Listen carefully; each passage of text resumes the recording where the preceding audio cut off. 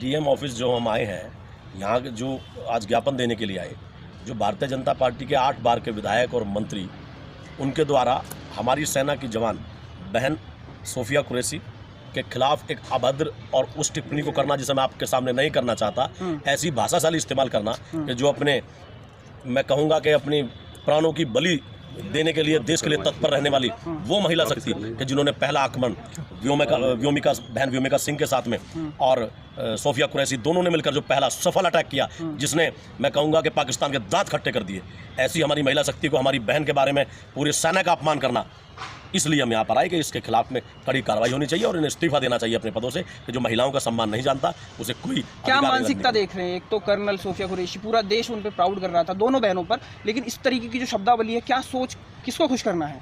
खुश करना है अपने शीर्ष नेतृत्व को, जिन्होंने ये आज का बीज नहीं है जो उन्होंने बोया हुआ है। अगर आप पुराने काल में जाएंगे, अगर आप 1910 और 1905 के दशक में जाएंगे तो आपको पता लगेगा कि हिंदू महासभा और उसके बाद 1925 में जब आरएसएस बनी, क्योंकि आरएसएस की जो माँ है वो हिंदू महासभा है, तो ये निरंतर ये जहर तब से घोलने का प्रयास निरंतर करते आ रहे हैं और कांग्रेस पार्टी का एक सिपाही निरंतर उस भाईचारे को बनाने का काम करता आ रहा है। तो ये कोई नई रीत नहीं है इनकी, इनका जो इतिहास है वो इतिहास है कि करना कुछ नहीं है, सिर्फ आप लोगों को आग लगानी है धर्म के नाम पर। और आपने देखा होगा कि सिर्फ हिंदू मुस्लिम के नाम की बात मत कीजिए आप, बात जब दलित की आएगी तो सबसे ज़्यादा अपमान करने वाले ये लोग मिलेंगे।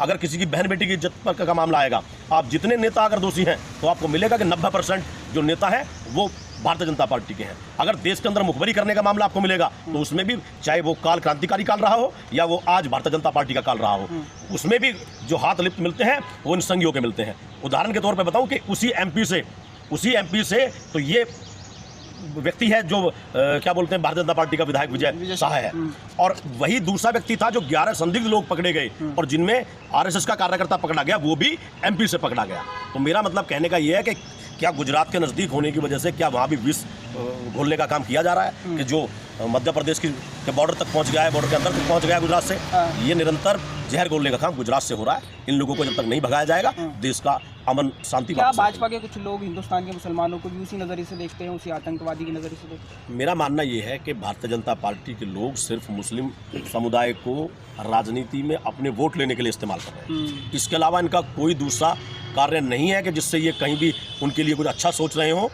ये सिर्फ एक जहर घोल रहे हैं और अपने लिए जितना इस्तेमाल होता है उतना इस्तेमाल कर रहे हैं। मोदी जी का ये कदम आपको कैसे लगा, जो अमेरिका ने सीज फायर करवा दिया, उसके बाद बोला जाता है हम तो विश्व गुरु हैं, हम लोगों की बैठकें करवाते हैं? देखिए, पूत के पाँव पालने में दिखाई दे जाते हैं। जब मोदी जी वहाँ बने थे, जब देश के प्रधानमंत्री बने, कोई कार्य ऐसा किया नहीं, ना तो चाइना के खिलाफ ना अमेरिका के खिलाफ, तो सवाल ही नहीं उठता। और जब आप अमेरिका के बारे में बात करते हैं तो वो भाषण आपको ध्यान होंगे ट्रंप के कि he is my friend and he comes from the same country, he comes from the country which have very less population like ours, यानी कि हमारी तरह, मतलब मजाक की लैंग्वेज में कहा कि जबकि अमेरिका की पॉपुलेशन तो हमारे बराबर है नहीं। अब चाइना की बात करते तो ठीक थी एक बार, लेकिन एक व्यंग तरीके से वो व्यंग किया और ये कहा कि ये मेरे दोस्त हैं प्रधानमंत्री भारत के और ये उस देश से आए हैं जिसकी हमारी तरह बहुत कम पॉपुलेशन है। तो ये, और उसमें हमारे प्रधानमंत्री हंस रहे हैं। उन्हें जवाब देना चाहिए था कि हम उस कंट्री से आते हैं, उन 150 करोड़ लोगों से हम उस देश से आते हैं कि 150 करोड़ लोग जहाँ पर रहते हैं, और तुम्हारे देश के अगर प्रोडक्ट को हम बॉयकॉट कर देंगे तो दाल आटे के भाव याद आ जाएंगे। लेकिन वहाँ चुप रहे, वहाँ हंस करके आ गए। लेकिन एक समय पे इंदिरा बोलती थी, जब कोई बाहरी बोलता था या फिर अमेरिका बोलता था कि आप हमारे दोस्त हो लेकिन ये देश आपका नहीं है।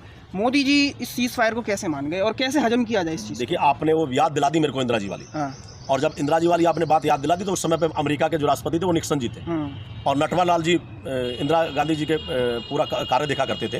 तो जिस समय पर दबाव डालने का बात हुआ अमेरिका के अंदर, तो बिना मिले वो शेरनी वहाँ पे जा करके और बिना मिले वापस आ गई थी। और नटवरलाल जी ने जब कहा, उन्होंने बोला कि मैम निक्सन जी का फोन आ रहा है, तो उन्होंने कहा तुम मेरे लिए काम कर रहे हो या निक्सन जी के लिए काम कर रहे हो? उन्हें जवाब मिल चुका था और बिना मिले वापस वहाँ से लौट के आई। और अब अगर मोदी जी को देख रहे हैं तो एक डरे हुए व्यक्ति की तरह देख रहे हैं, एक उस व्यक्ति के लिए देख रहे हैं कि जो पूरे देश की जनता का गला घोटने का काम कर रहा है, इन 150 करोड़ लोगों को के भविष्य को पूंजीपतियों के दरबार में गिरवी रखने का काम कर रहा है। अडानी के लिए सिर्फ वहाँ से सुन के आना वो सिर्फ अडानी का अपमान नहीं है, इन 150 करोड़ लोगों का अपमान है जो मोदी जी वहाँ करा करके आए हैं। पूरे देश के नागरिकों का अपमान वहाँ पर करा के आए हैं। ये पूरा सीज फायर जो हुआ, पूरा जो मामला हुआ, उस पर आपको सार में क्या लगा? क्या हमने सच में मुंह तोड़ जवाब दिया आतंकियों को, या वही सवाल उठ रहा है कि चार वो लोग? मैं अगर कुछ सेकंडों में जवाब दूं तो मैं कुछ सेकंडों में जवाब ये देना चाहूंगा कि सीज फायर जो है ये इसलिए किया गया कि गुजरात के अंदर जो बहुत बड़े लेवल पर अडानी का जो प्रोजेक्ट वहाँ सेट है बिजली का, जिससे बांग्लादेश और पाकिस्तान को बिजली सप्लाई होती है, ये उसके दबाव में निर्णय लिया गया। पहले जो केस खुले ना, उस चक्कर में मोदी जी की मित्रता है और वहाँ उन्हें दबाव में रहना पड़ा। और ये सीज फायर ये भारत की मर्जी का सीज फायर नहीं है, ये एक जैसे कहते हैं ना, रेफरी ने मनचाहा डिसीजन अपने अकॉर्डिंग दे दिया है। तो रेफरी ने ये व्यापार के नाम लेकर के तो ये कहा जबकि व्यापार आप अगर करना है तो आपको ये रोकना पड़ेगा। तो कहना चाहिए था कि व्यापार हमारे जमीर से बड़ा नहीं है, व्यापार मेरे सैनिकों की, हमारे देशवासियों की जान से बड़ा नहीं है। लेकिन सीज फायर बिल्कुल एक दबाव का सीज फायर है और इसके लिए अच्छा काम किया और उसके लिए हम शुभकामनाएं देते हैं। और तिरंगा यात्रा निकाल के पूरे देशभक्ति दिखाई है। तिरंगा यात्रा, इनको क्या अधिकार? जिन्होंने 52 साल तक अपने यहाँ 2002 तक अपने मुख्यालय पर जिन्होंने तिरंगा न लहराए हो, उनको तिरंगे का क्या अधिकार? 1929 में जिन्होंने लाहौर तिरंगे का विरोध किया हो, उस आरएसएस वालों को क्या अधिकार? लेकिन वो अधिकार था सैनिकों का, जैसे हमारी पार्टी के लोग करते हैं। अजय राय जी ने आपने देखा जब भी शुरुआत किया उन्होंने, तो उन सैनिकों के माता पिता को या उन सैनिक घायल जो उनमें जिन्होंने अपने चोटें खाई हैं, जिन्होंने मौत से टक्कर ली है, उन सैनिकों के चरण स्पर्श करके मोदी जी ने तिरंगा यात्रा शुरू की है। और ये इन्होंने मुखबरी की है पूरे देश में अंग्रेजों के खिलाफ, और आज तिरंगा लेकर निकल रहे हैं। तो मतलब समझता हूँ तिरंगा का इनका कोई लेना देना नहीं। ट्रंप तो 4 बार बोल चुके हैं, हर जगह जहाँ जा रहे हैं वहाँ बोल रहे हैं कि मैंने युद्ध सीज फायर करा दिया, भारत हिंदुस्तान का युद्ध मैंने विराम करा दिया बिजनेस के चक्कर में। बिल्कुल वो सही बोल रहे हैं। ये जवाब मोदी जी को देखिए। मैं यही कहना चाह रहा हूँ कि जब जब बड़े अटैक देश के ऊपर हुए हैं, आप देखेंगे जब पुलवामा अटैक हुआ तब मोदी जी वहाँ पर डिस्कवरी चैनल के लिए वीडियो शूट कर रहे थे। अब आप बात करेंगे इस वाले उसकी, तो वहाँ से विदेश उस समय थे, तो लगा आते ही कुछ ना बड़ा निर्णय होगा। आते ही पता चला बिहार रैली में पहुंच गए। बिहार रैली के बाद दूसरे दिन लगा शायद कुछ होगा, कुछ नहीं हुआ। वो तो हमारे माननीय प्रदेश अध्यक्ष अजय राय जी ने ये दिखाया कि ये राफेल जो है ये सिर्फ मिर्ची और नींबू टांगने के लिए नहीं है, वो याद दिलाया कि इन्हें निकालिए बाहर। ये इसलिए खरीदे गए हैं कि पाकिस्तान की तरफ में मुंह करके मुंह तोड़ जवाब दे चुके, और जिसलिए आज हम यहाँ इकट्ठा हुए उन राफेल के द्वारा ये जवाब दिया गया। और सोफिया कुरैशी और व्योमकेश सिंह के नेतृत्व में पहला एक सफल हमला किया। लेकिन उसके बाद जब हम लड़ाई जीत रहे थे तो माननीय हमारे प्रधानमंत्री जी ने घुटने टेक के दिखा दिया कि वो काम अडानी के लिए कर रहे हैं। मीडिया के अनुसार तो हम लाहौर जीत चुके हैं, कहाँ नहीं जीते? मीडिया के अनुसार तो आप लाहौर जीत चुके थे। वहाँ के वर्तमान जो भी प्राइम मिनिस्टर थे उनके वहाँ पर जाकर के हमारा बराबर में हमला हो गया था। लाहौर के अंदर हमारी सेना घुस चुकी थी, पीओ के हमने घेर लिया था, और कुछ देर में तो हमें ऐलान करने वाले थे कि जिम्मेदारी नहीं समझ आती भारत की मीडिया को, या फिर क्या है, सिर्फ गुणगान करना है? देखिए यही कारण है कि 162 से नंबर से 185वें नंबर पर भारतीय मोदी मीडिया आ गई है। और आदमी को जमीर जिंदा रखना चाहिए। आपके जो आप मेरे भाई हैं, यूट्यूबर्स हैं, आपका अपने चैनल्स हैं, इन सभी के माध्यम धन्यवाद मैं इसलिए दे रहा हूं कि आज आप सही मायने में असली देशभक्त का रोल आप प्ले कर रहे हैं। जो जनता तक आवाज आप पहुंचाने का काम कर रहे हैं, जहां गोदी मीडिया ने सिर्फ पैसों के लिए अपना जमीर गिरवी रख दिया। दीपक चौरसिया जैसे लोग जो पूछने के तैयार नहीं है, जो हजारों करोड़ की संपत्ति